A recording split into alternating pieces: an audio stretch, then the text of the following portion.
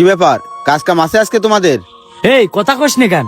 না ভাই, কাজ ঠিক হয়নি। আমার পুরনো কিছু ইট আছে, ওই ইট গুলো এক গাদাতে নিয়ে পাশে আর একটা নতুন গাদা দিতে হবে।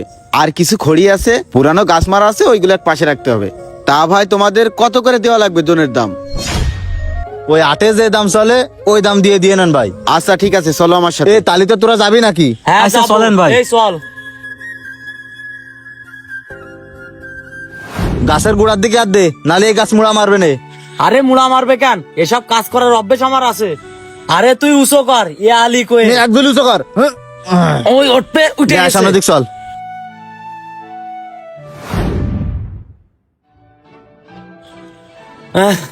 এ কাটে সব পিঁপড়ে আর পিঁপড়ে।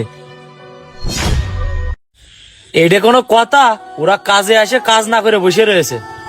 ওই দিনকে ক্যারাম বোর্ড খেলায় তোরাই জিততিস। আরে হাই, ওই আব্দুল্লাহ যদি না থাকতো না তাহলে আমরা জিততাম। ওই তুই তো গুটিটা মিস করে সমস্যা করে দিছে। হ্যাঁ ঠিক কথা কইছিস। আরে এই, তোরা কি কাজটা ঠিক করতেছিস? কেন, কি হয়েছে? কি হয়েছে মানে? তোরা কি এই জায়গায় জোন বেচতে আইছিস নাকি গল্প করতে আইছিস? কেন আমরা যখন বেচতে আইছি? জোন বেচতে আইছিস তাই জায়গা বসে গল্প করতেছিস কেন? কত কাজ পড়ে রয়েছে, এ কাজ করবি কখন? সময় তো চলেই যাচ্ছে।